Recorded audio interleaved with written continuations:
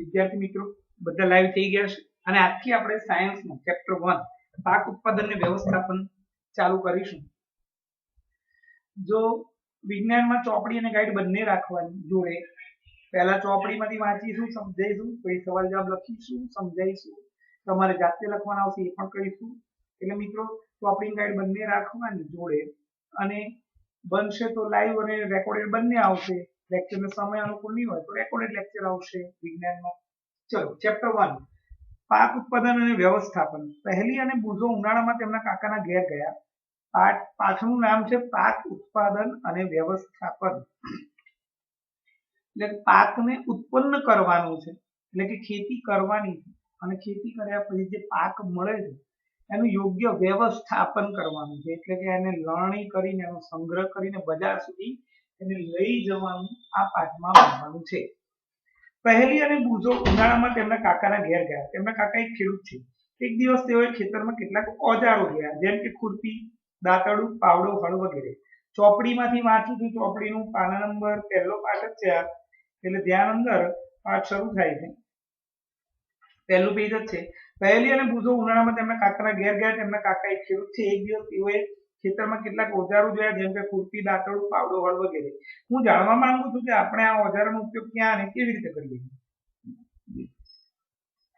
તમે અભ્યાસ કરી ચૂક્યા છો કે બધા સજીવોને ખોરાકની આવશ્યકતા હોય છે। વનસ્પતિ પોતાનો ખોરાક જાતે બનાવે છે। શું તમને યાદ છે કે લીલી વનસ્પતિ પોતાનો ખોરાક કેવી રીતે તૈયાર કરે છે? મનુષ્ય સહિત બધા જ પ્રાણીઓ પોતાનો ખોરાક જાતે બનાવવા માટે અસમર્થ છે। તો પ્રાણીઓ ખોરાક ક્યાંથી મેળવે છે, પરંતુ આપણે ખોરાક શા માટે ખાઈએ છીએ? તો મિત્રો પહેલી વાત હતી, વનસ્પતિ એ ઉત્પાદક છે, એટલે વનસ્પતિ પોતાનો ખોરાક પ્રકાશ સંશ્લેષણની ક્રિયા દ્વારા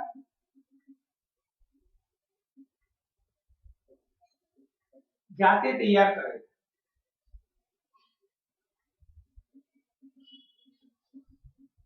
પ્રાણીઓ પોતાનો ખોરાક જાતે તૈયાર કરવામાં અસમર્થ છે, એટલે કે બનાવવામાં, તૈયાર કરવામાં જાતે બનાવે છે, એવું લખીશું। પ્રાણીઓ પોતાનો ખોરાક જાતે બનાવી શકતા નથી। આથી પ્રાણીઓને પોતાના ખોરાક માટે વનસ્પતિ પર આધાર રાખવો પડે છે। પ્રાણીઓને ખોરાકની જરૂરિયાત કેમ છે? સજીવો ખોરાકની પ્રાપ્ત થતી શક્તિની મદદથી વિવિધ શારીરિક ક્રિયાઓ જેવી કે પાચન, શ્વસન, ઉત્સર્જન કરે છે। આપણે ખોરાક વનસ્પતિ અને પ્રાણી કે બંનેમાંથી પ્રાપ્ત કરીએ છીએ। આપણને બધાને ખોરાકની આવશ્યકતા છે, તો આપણે આપણા દેશના બધા માણસોને ખોરાક કેવી રીતે ઉપલબ્ધ કરાવી શકીએ? ખોરાકનું મોટા પાયે ઉત્પાદન કરવું આવશ્યક છે। વિશાળ જનસમુદાયને ખોરાક પ્રાપ્ત કરાવવા માટે તેનું નિયમિત ઉત્પાદન અને યોગ્ય વ્યવસ્થાપન વિતરણ આવશ્યક છે। મનુષ્ય એ પ્રાણીજન્ય અને વનસ્પતિજન્ય ખોરાકનો ઉપયોગ કરે છે। આ ખોરાકમાંથી શક્તિ મેળવીને પોતાની બધી જૈવિક ક્રિયાઓ, પાચન જેવી કે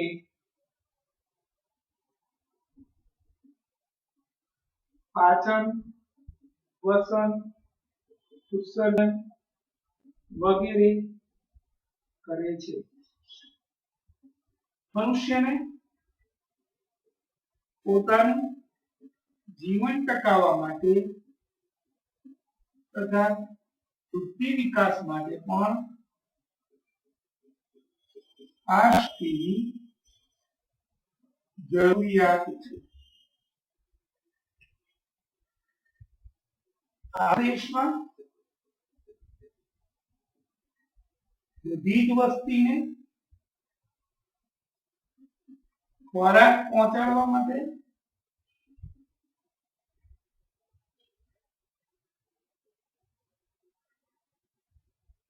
ખોરાકનું ઉત્પાદન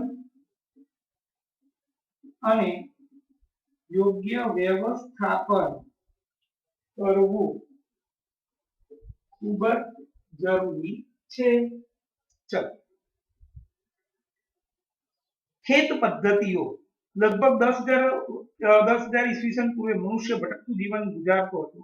તે ખોરાક અને રહેઠાણની શોધમાં સમૂહમાં એક સ્થાનથી બીજા સ્થાને વિચરણ એટલે કે એક જગ્યાથી બીજા જગ્યાએ ભટકતો હતો અને તે કાચા ફળ શાકભાજી ખાતો હતો.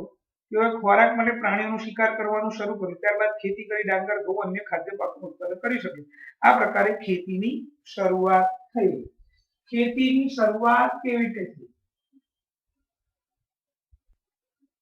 આદિમાનવ ઈસવીસન પૂર્વે 10,000 વર્ષ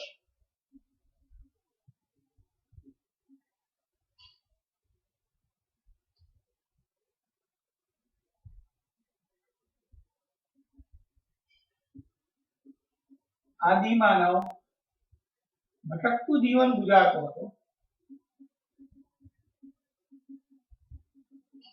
તે રહેઠાણ અને ખોરાક માટે એક જગ્યાએથી બીજી જગ્યાએ વિચરણ કરતો. એટલે કે જ્યાં એને જગ્યા મળે ત્યાં એ રહેતો અને જે ખાવાનું મળે એ ખાતો. તે પોતાના ખોરાકમાં કાચા શાકભાજી, ફળ ફળાદી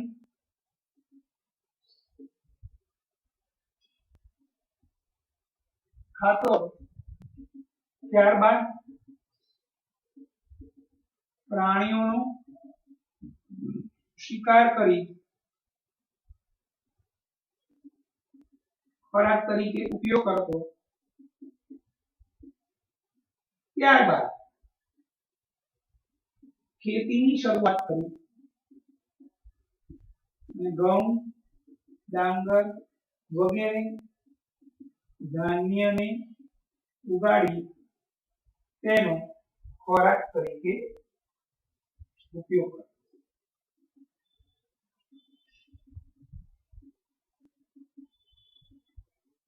આ રીતે ખેતી શરૂઆત થઈ. ચલો મિત્રો, આગળ જ્યારે કોઈ એક જ પ્રકારના છોડને કોઈ એક સ્થાન પર મોટી માત્રામાં ઉછેરવામાં આવે ત્યારે તેને પાક થયો છે તેમ કહેવાય. તો પાક કહે છે. ઉદાહરણ તરીકે ઘઉંના પાકનો અર્થ એ થાય કે ખેતરમાં ઉછેરવામાં આવેલા બધા જ છોડ ઘઉંના છે. તમે જાણો છો કે પાક વિવિધ પ્રકારના હોય છે, જેમ કે અનાજ, શાકભાજી, ફળ. જે ઋતુમાં આપણે પાક ઉગાડીએ છીએ તેના આધારે તેનું વર્ગીકરણ કરીએ છીએ. ભારત એક વિશાળ દેશ છે. અહીં તાપમાન, ભેજ, વરસાદ જેવી વાતાવરણીય પરિસ્થિતિ એક ક્ષેત્રથી બીજા ક્ષેત્રમાં ભિન્ન હોય છે.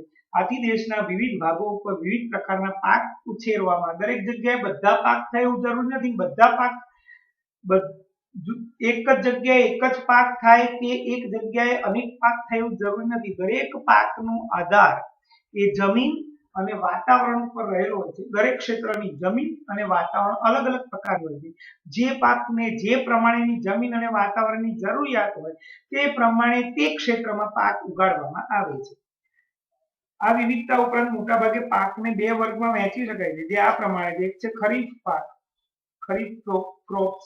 જે પાકને વરસાદની ઋતુમાં રોપવામાં આવે તેને ખરીફ પાક કહેવાય છે. ભારતમાં વરસાદની ઋતુ સામાન્ય જૂનથી સપ્ટેમ્બર સુધીની હોય છે. ડાંગર એટલે કે જ્યારે વરસાદ પડે એ વખતે જે પાક ઉગાડવામાં આવે તેને ખરીફ પાક કહેવાય.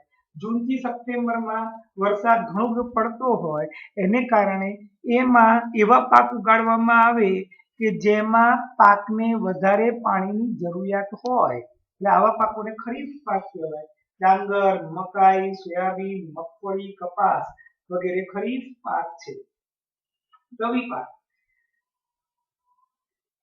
શિયાળામાં રોપવામાં આવતા પાકને રવિ પાક કહેવાય છે. તેનો સમયગાળો રોપવામાં આવતા પાકને રવિ પાક કહેવાય. તેનો સમયગાળો સામાન્ય રીતે ઓક્ટોબર થી માર્ચ સુધીનો હોય છે. ઘઉં, ચણા, વટાણા, રાઈ, અળસી રવિ પાકના ઉદાહરણ છે. તદુપરાંત ઘણા સ્થાને કઠોળ અને શાકભાજી ઉનાળામાં ઉગાડવામાં આવે છે. મિત્રો પાક કોને કહેવાય? એક જ સ્થાનમાં એક જ પ્રકારના છોડ ઉગાડવામાં આવે તેને પાક ઉગાડ્યો છે તેમ કહેવાય. એક જ, હું એમ કહું કે અહીંયા આ બાજુના ખેતરમાં ઘઉંનો પાક ઉગાડ્યો છે, એનો મતલબ શું થયો કે એ સમયમાં ઘઉં એ જગ્યાએ આખા ખેતરમાં બધી જગ્યાએ ઘઉંના છોડ ઉગાડવામાં આવે એટલે ઘઉંનો પાક થયો તેમ કહેવાય. દરેક ક્ષેત્રની જમીન એનું વાતાવરણ અલગ અલગ હોય છે અને દરેક ક્ષેત્રમાં અલગ અલગ પ્રકારના પાક ઉગાડવામાં આવે છે. પાકના બે પ્રકાર છે, એક ખરીફ પાક અને બીજું રવિ પાક. ચલો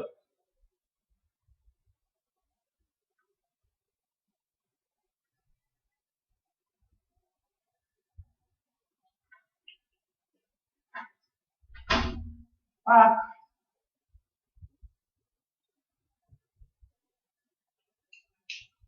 એક જ ખેતરમાં, અને ખેતરની જગ્યાએ જમીન શબ્દ પણ લખી શકીએ છીએ આપણે.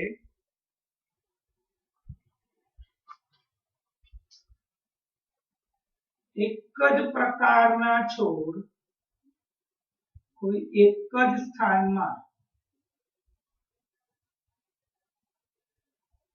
મોટા પ્રમાણમાં ઉછેરવામાં આવે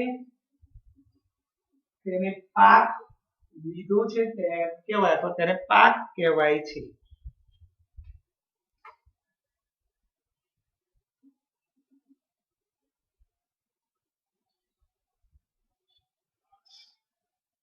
ધાન્ય, શાકભાજી, ફળો વગેરેના પાક લેવાય છે.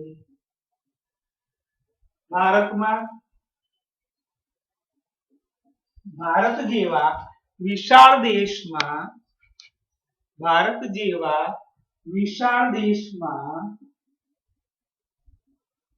જુદા જુદા વિસ્તારોમાં અથવા ક્ષેત્રોમાં તાપમાન, વાતાવરણ, જમીનનું બંધારણ જુદું જુદું હોય છે. આથી જુદા જુદા ક્ષેત્રમાં જુદા જુદા પ્રકારના પાક લેવાય છે. ઋતુને આધારે પાકના બે પ્રકાર છે.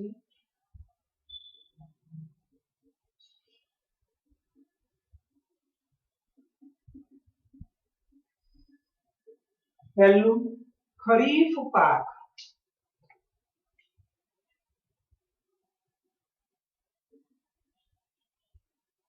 મિત્રો જે પાક ચોમાસાની ઋતુમાં ઉગાડવામાં આવે અથવા રોપવામાં આવે તેને ખરીફ પાક કહેવાય છે. જે પાકને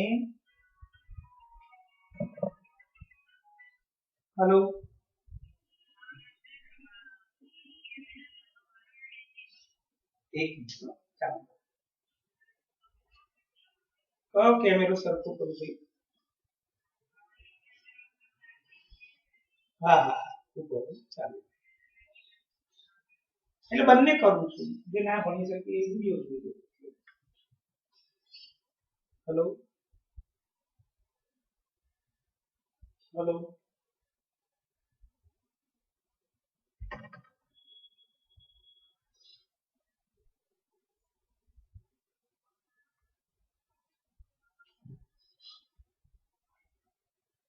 જે પાક વરસાદની ઋતુમાં ઉગાડવામાં આવે તે પાકને ખરીફ પાક કહે છે. જૂનથી ભારતમાં વરસાદની ઋતુ જૂનથી સપ્ટેમ્બર સુધીની હોય છે. ડાંગર, મકાઈ, કપાસ, સોયાબીન મગફળી,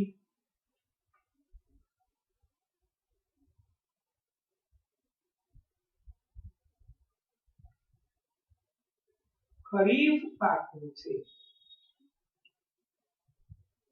બીજું છે રવિ પાક, એટલે કે જેને શિયાળાની ઋતુમાં ઉગાડવામાં આવે છે. જે પાકને શિયાળાની ઋતુમાં ઉગાડવામાં આવે તેને રવિ પાક કહેવાય છે.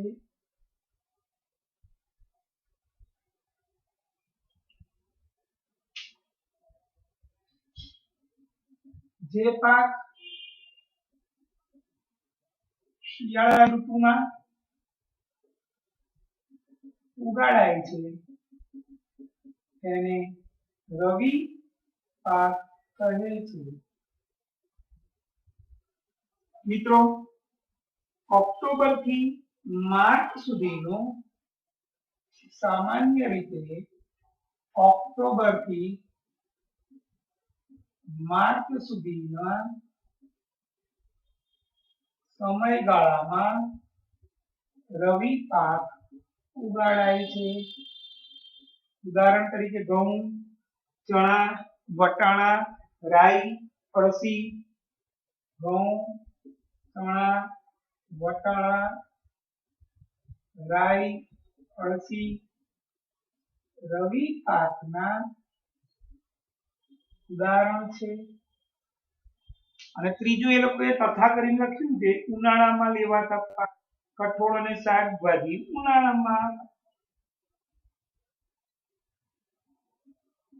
ઉનાળામાં લેવાતા પાક. ઘણી જગ્યાએ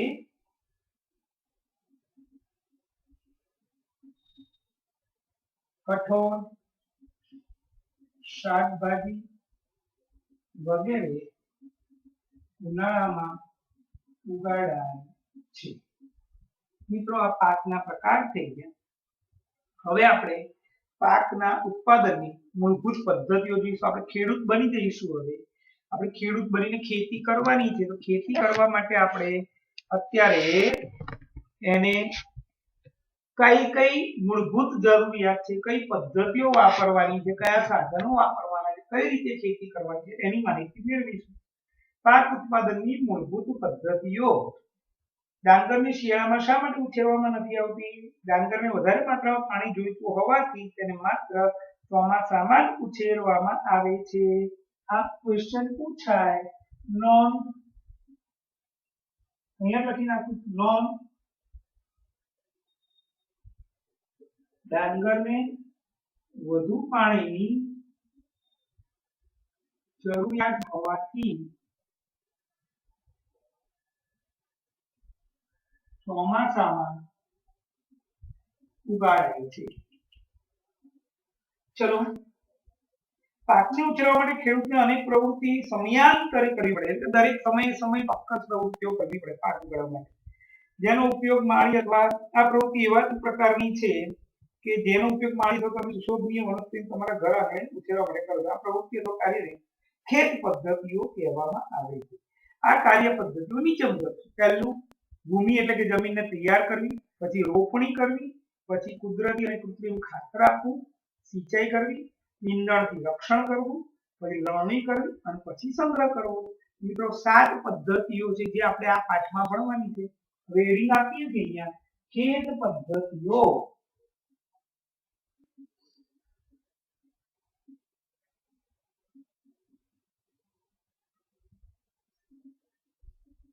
પાકનો ઉછેર કરી તેના વ્યવસ્થાપન સુધી જુદી જુદી પદ્ધતિઓ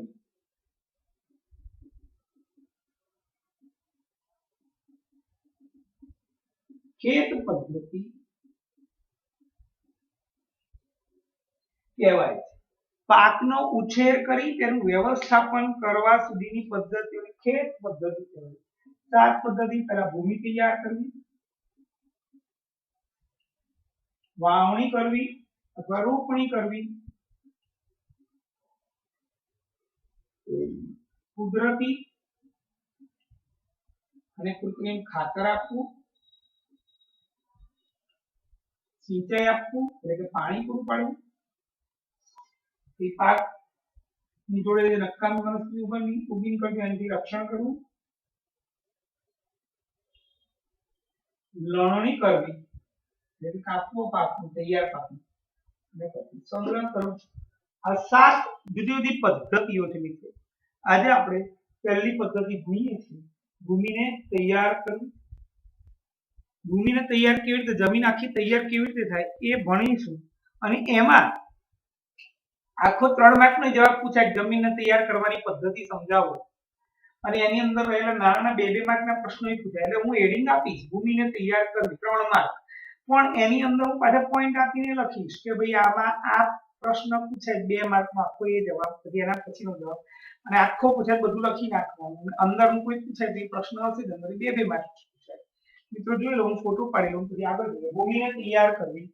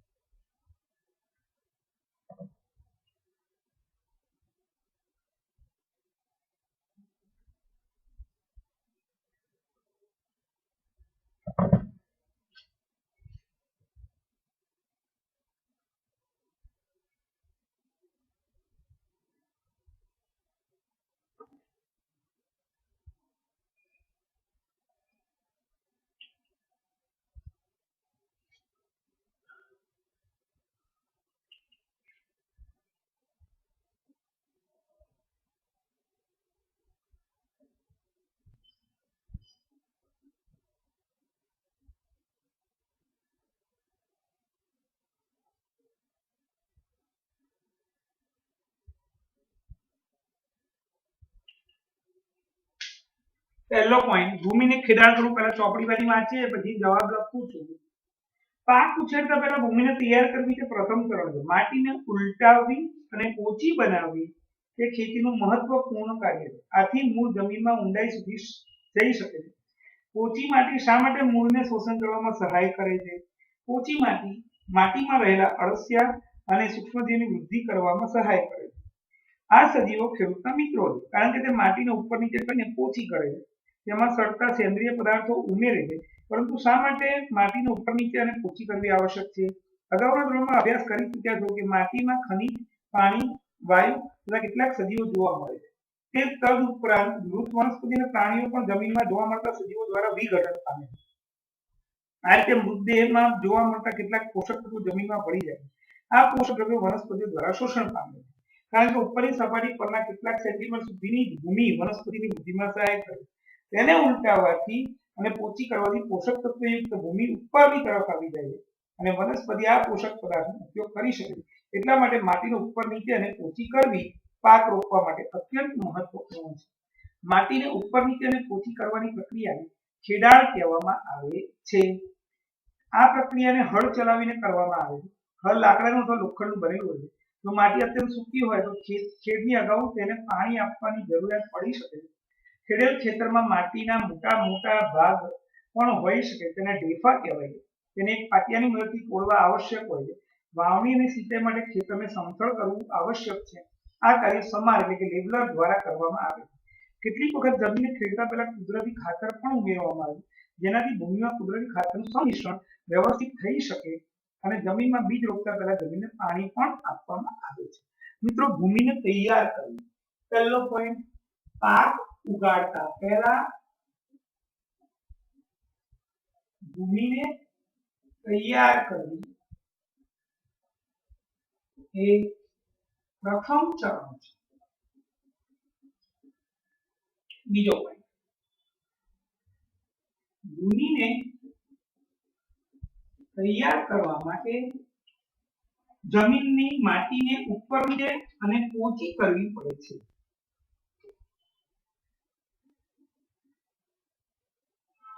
માટીને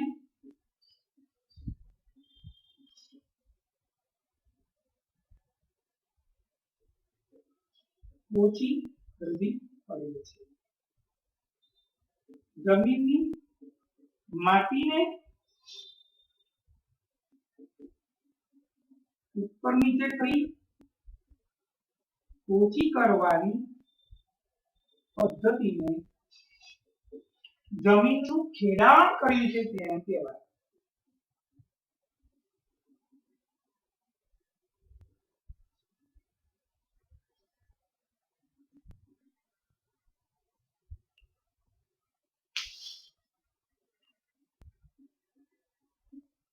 અળસિયા ખેડૂતના મિત્રો છે, જે જમીનની માટીને ઊંચી કરવા તથા ઉપર નીચે કરવા મદદરૂપ થાય છે. આ અળસિયા ખેડૂતના મિત્રો હોવાને મિત્રો છે, કારણ કે એવું કારણ 2 માર્કમાં પણ પૂછાય છે, એટલે આપણે એની જોડે એનું પોઈન્ટ પણ લખી નાખીએ છીએ. કારણ કે અળસિયા જમીનમાં રહી સેન્દ્રિય પદાર્થનો ઉમેરો કરતા રહે છે.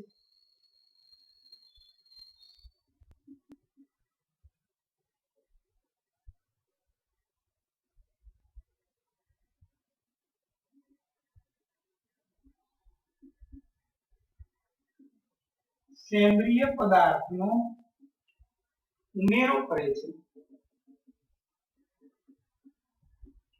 સાથે સાથે તે નકામા પદાર્થોનું વિઘટન કરીને વર્મી કમ્પોસ્ટ ખાતર પણ તૈયાર કરે છે. એટલે કે જમીનને જે જરૂરી પોષક તત્વો છે એ તૈયાર કરે છે.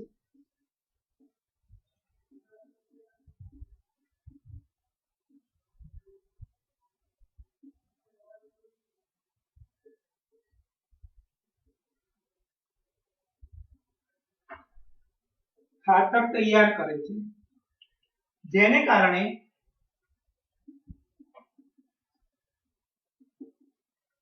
જમીનને પોષક તત્વો પણ મળે છે. સાથે સાથે તે જમીનનું ખેડાણ કરી માટીને નીચેની માટીને સાથે સાથે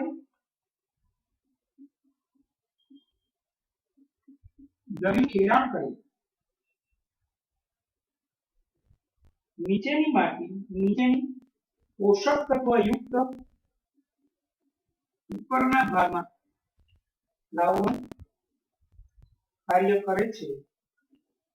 આથી અળસિયા ખેડૂતના મિત્રો છે એમ કહી શકાય. મિત્રો જવાબ લખી દો, એમાં કદાચ એવું પૂછાય 2 માર્કમાં ખેડૂતના મિત્રો શા માટે, એમાં તમારે આટલો પોઈન્ટ આખો લખી નાખવાનો. હવે એમાં જમીનનું ખેડાણ કરવાથી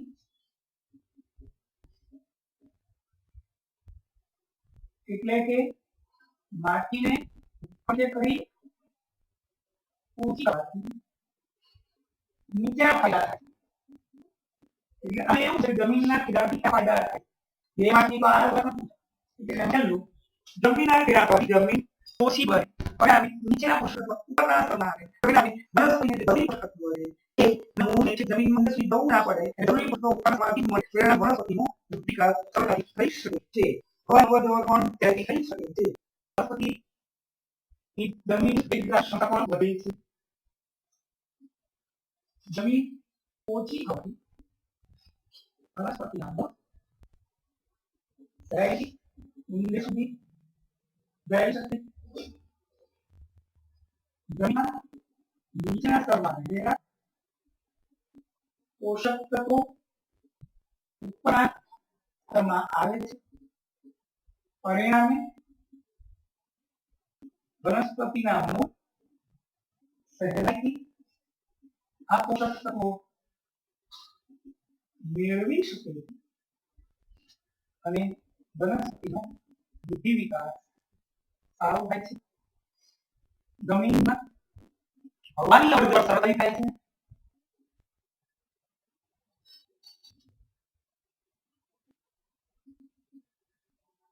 જમીન ઓછી મને છિદ્રા બને, એમાં ભેજ ધારણ ક્ષમતા વધે, પાણીનો સંગ્રહ થઈ શકે. જમીન ભેજ ધારણ ક્ષમતા વધે છે. સૂકી જમીન જમીનમાં જે ખાતર નાખવામાં આવે સરળતાથી મિશ્ર થઈ શકે છે.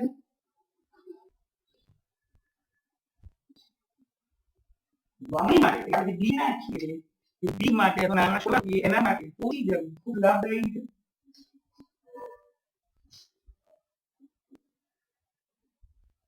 મિત્રો આ બીજો સવાલ હતો. આ આપણે 3 માર્ક કે 4 માર્ક જવાબને તૈયાર કરીએ તો કે ખેડાનો જવાબ આપો.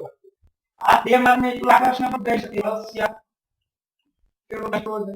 2 માં આ પ્રકાર પૂછાઈ શકે દરિયાના ફાયદા જણાવો.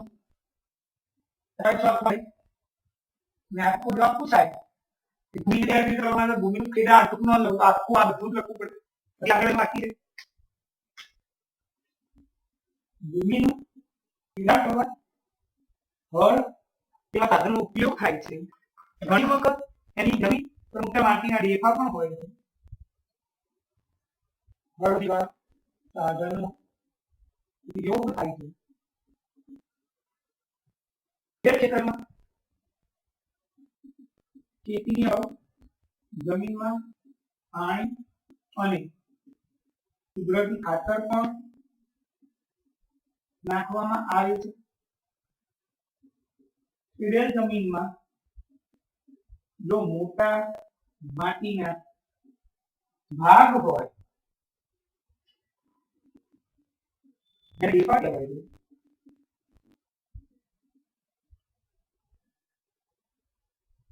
જેને ડેપા કહેવાય છે એને સમતલ કરવા લાકડાના પાટિયાનો ઉપયોગ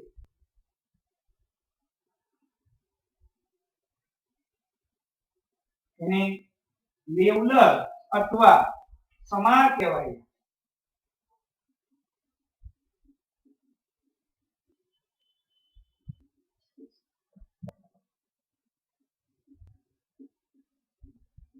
મિત્રો આ રીતે આપણે ખેત પદ્ધતિ માટે જમીન તૈયાર કરવાનો આખો આ પહેલો પોઈન્ટ ભણ્યા અને એમાં આપણે આજે આખી આ નોંધ લખી ભૂમિને તૈયાર કેવી રીતે કરવી.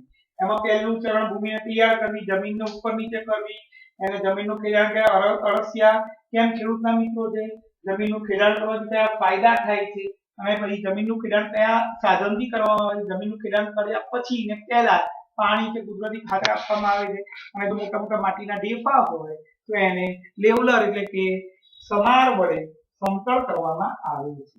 આખો જવાબ આ થઈ ગયો અને હવે હળની માહિતી મેળવીએ અને ખરપિયો દાંતી 3 માહિતી મેળવી લઈએ. આ ખેતીના ઓજારોનો ભણી લઈએ અને પછી જે આજનું હોમવર્કમાં જેટલું બોર્ડ પર લખવું બધું 2 વાર લખવાનું. એકવાર ક્લાસ વર્કની નોટમાં અને બીજી વાર હોમવર્કની નોટમાં લખવાનું આવશે. ફોટો પાડી લઈએ.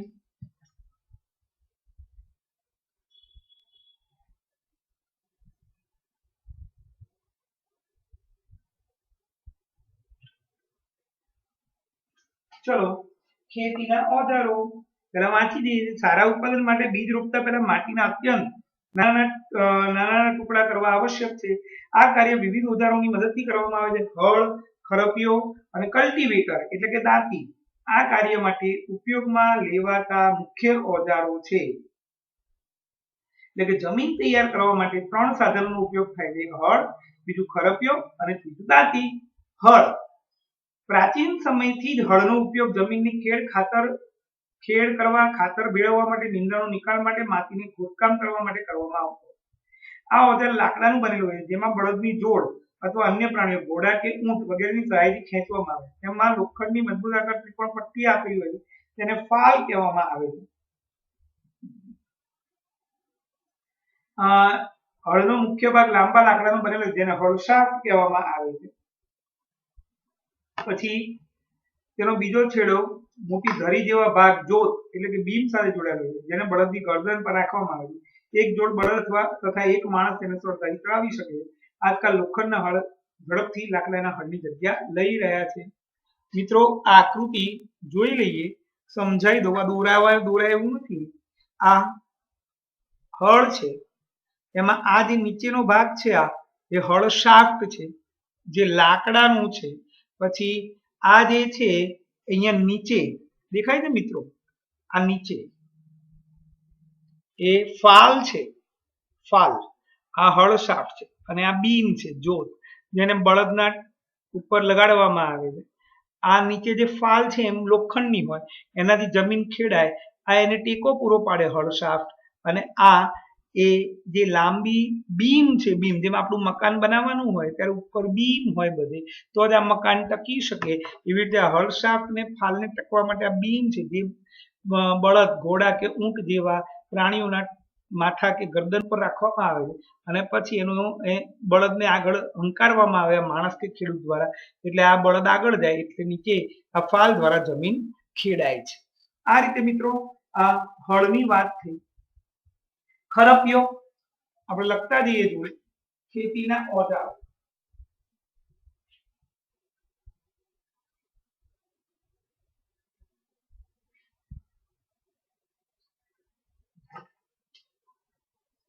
ખેતીના ઓજારો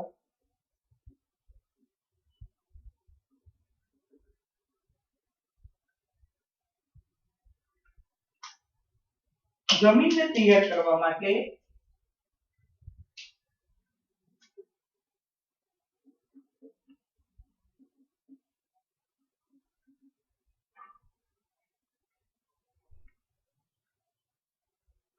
અથવા ખેત પદ્ધતિ માટે આપણે એવું લખીએ, ખેત પદ્ધતિ માટે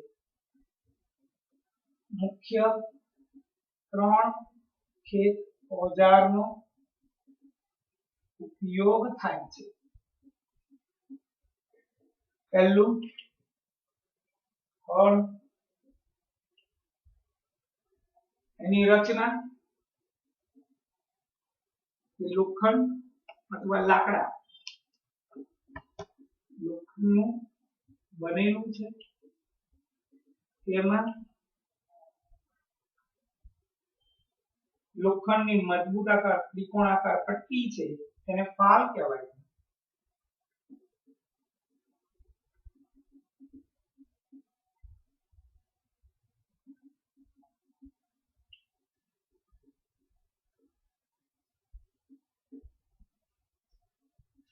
જેને ફાલ કહે છે.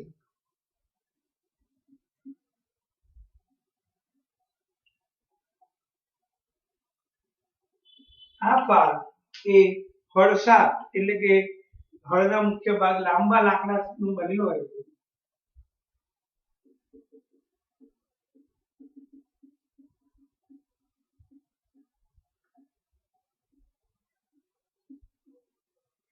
જેને હળસાફ્ટ કહે છે. આ હળસાફ્ટ સાથે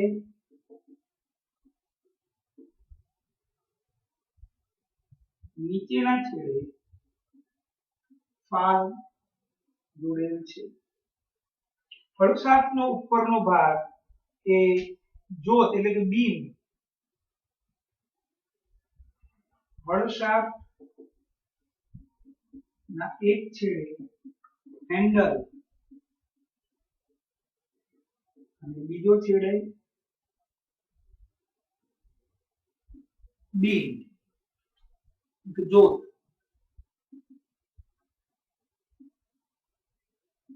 હોય છે, જેને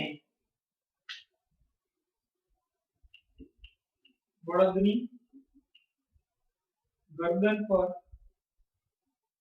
રાખવામાં આવે છે. એક જોડ બળદ એટલે કે 2 બળદ અને એક માણસ સરળતાથી હળ ચલાવે છે. આજકાલ લાકડાના હળને બદલે લોખંડનો હળ વપરાય છે. હવે એના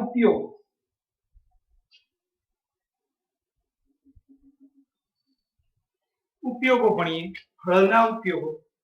પહેલું, જમીન ખેડવા માટે. મુખ્ય ઉપયોગ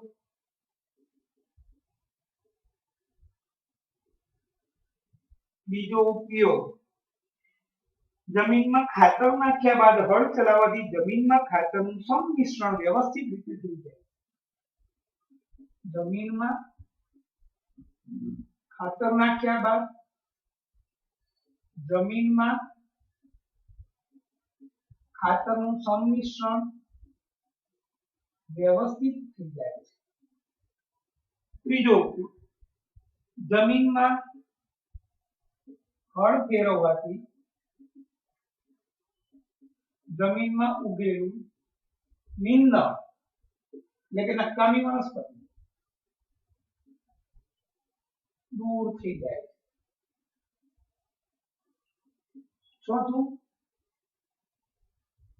કઠણ જમીન હોય કે પડતર જમીન હોય,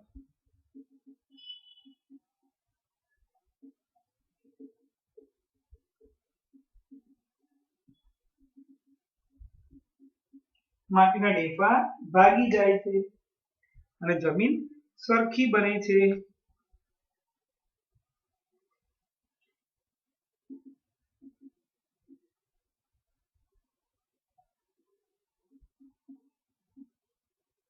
મિત્રો આ હળની માહિતી પૂરી થઈ. હવે બીજું સાધન લઈએ, કરપીયો.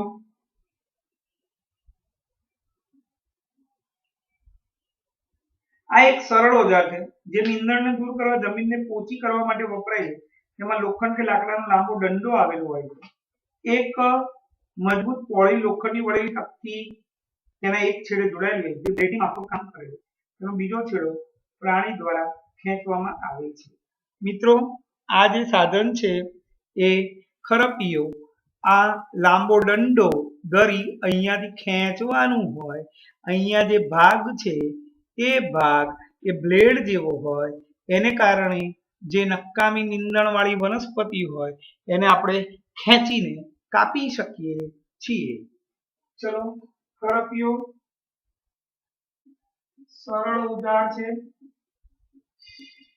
જે નીંદણને દૂર કરવા અને જમીનને ઊંચી કરવામાં વપરાય છે. એની રચનામાં લોખંડનો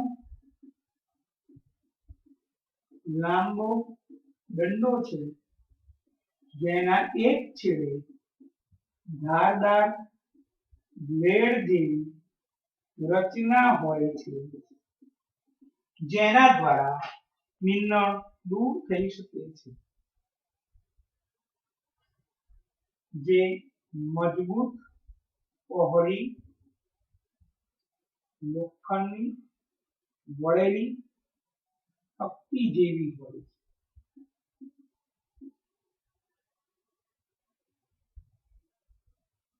ચલો મિત્રો, અને હવે છેલ્લો પોઈન્ટ, દાંતી. આજના સમયમાં ખેતરની ટ્રેક્ટર દ્વારા સંચાલિત દાંતી એટલે કે કલ્ટિવેટર કરવામાં આવે. જો મિત્રો, આપણે આ જે હળ કે ખરપિયાનો ઉપયોગ કરીએ એના કરતા ટ્રેક્ટરના છેડે આ નીચે દેખાય છે, નીચે એમાં દાંતી જેવો ભાગ છે કલ્ટિવેટર, જે કામ હળ કરે છે કે ખરપિયો કરે છે એમાં માણસની જરૂર પડે, બળદની જરૂર પડે. જરા ટ્રેક્ટરમાં બેઠો બેઠો માણસ ટ્રેક્ટર આગળ ચલાવે તો એના દ્વારા આ કલ્ટિવેટર દ્વારા બધા કામ સરળતાથી થઈ શકે છે. ત્રીજો છે દાંતી.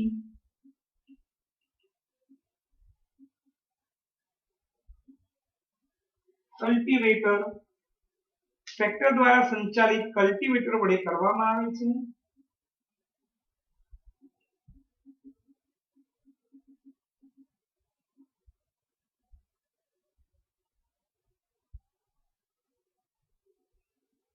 આજના સમયમાં જમીનની ખેડ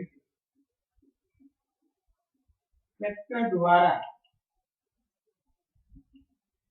દાંતીની મદદથી કરવામાં આવે છે જેથી મનુષ્યનો સમય તથા શ્રમ બંને બચી જાય છે. મિત્રો,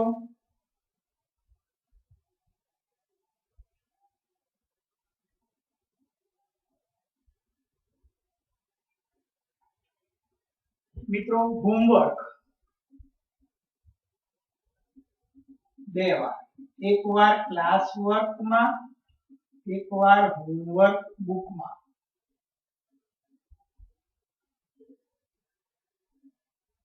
લખવું મોડે મજા આવશે. આ રીતે ભણશો તો રોજે રોજનું કામ થઈ જશે મિત્રો. અને હવે બુધવારે લેક્ચર આવશે, બુધવારે ટ્યુશન.